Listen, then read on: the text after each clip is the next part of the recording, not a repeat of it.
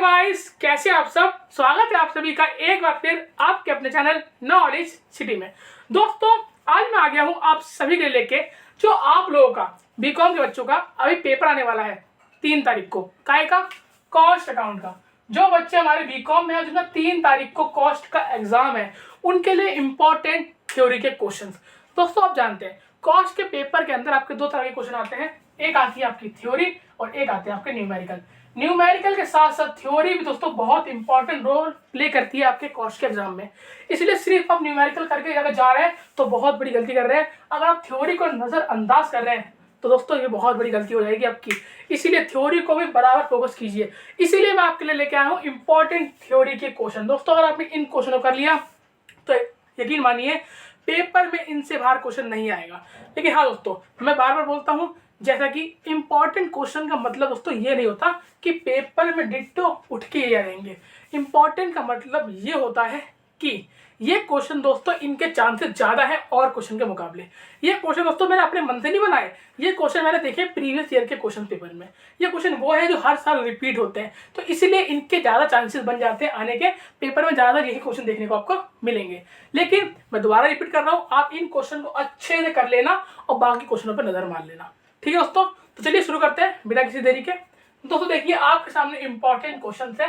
दोस्तों देखिए, सबसे पहला इंपॉर्टेंट क्वेश्चन जो मैंने कम से कम नहीं तो 3-4 एग्जाम में देखा ही होगा, मतलब 3-4 प्रीवियस ईयर के पेपर्स में, कि कॉस्ट अकाउंटिंग क्या होती है। अब दोस्तों आप कॉस्ट अकाउंट का एग्जाम देने वाले हैं और कॉस्ट अकाउंटिंग के बारे में तो आपको पता ही होना चाहिए, है ना। तो आपसे पूछ लेगा कि कॉस्ट अकाउंटिंग क्या होती है, इसके ऑब्जेक्टिव्स क्या होते हैं, इसकी लिमिटेशन क्या होती है, या फिर इसकी इंपॉर्टेंस क्या होती है। इन सारी चीजों को अच्छे से पढ़ लेना। ठीक, आगे बात करें difference between cost accounting and financial accounting, कि भैया कॉस्ट अकाउंटिंग और फाइनेंशियल अकाउंटिंग में डिफरेंस क्या है, अंतर क्या है, ये आपको पता होना चाहिए। अगला फिक्स कॉस्ट, कि फिक्स कॉस्ट क्या होती है। डायरेक्ट कॉस्ट क्या होती है। Difference between waste, scrap and defective, कि वेस्ट, स्क्रैप और डिफेक्टिव में आपसे डिफरेंस पूछ सकता है।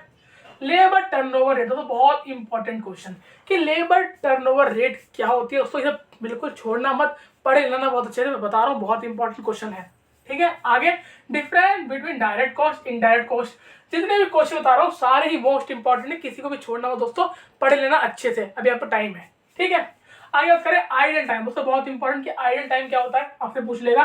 और दोस्तों इसका मतलब मेरी बात समझिए, अगर मैं आपको किसी टॉपिक का नाम बता रहा हूँ, जैसे मैंने बताया आइडल टाइम, तो इसका मतलब ये नहीं है कि सिर्फ अपने आइडल टाइम की डेफिनेशन पढ़ ली और भैया हो गया काम। नहीं, आइडल टाइम से रिलेटेड जो भी टॉपिक हो, फॉर एग्जाम्पल आपने आइडल टाइम की डेफिनेशन पढ़ ली, फिर आइडल टाइम्स की इंपॉर्टेंस, उसके फीचर्स, जो टाइप्स होते हैं कि नहीं होते, उन सारे पॉइंटों को अच्छे से कवर कर लेना।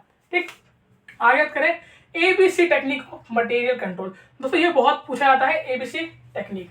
बिन कार्ड क्या होता है, स्टोर लेजर क्या होता है, इनका डिफरेंस, इनका मीनिंग भी पूछेगा। दोस्तों मीनिंग इस तरीके से पढ़ना कि अगर डिफरेंस आ जाए, फॉर एग्जाम्पल मान लीजिए कि आपने बिन कार्ड का मीनिंग पढ़ लिया, स्टोर लेजर का, इनमें दोस्तों डिफरेंस भी आता है, इसलिए अच्छे से पढ़ना। ठीक है, क्लासिफिकेशन कॉस्ट की, कॉस्ट को कितने भागों में बांटते हैं।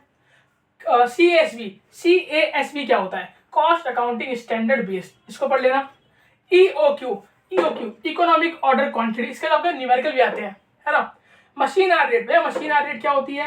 नॉर्मल लॉस और अबनॉर्मल लॉस क्या होता है, इनमें डिफरेंस, इनका मीनिंग, इनके टाइप्स, हर चीज। ठीक, डिफरेंस बिटवीन फिक्स कॉस्ट और वेरिएबल कॉस्ट, बहुत इंपॉर्टेंट क्वेश्चन, कि फिक्स कॉस्ट और वेरिएबल कॉस्ट क्या होती है, इनका डिफरेंस क्या होता है। ठीक, बजट क्या होता है और आपका कॉस्ट सेंटर।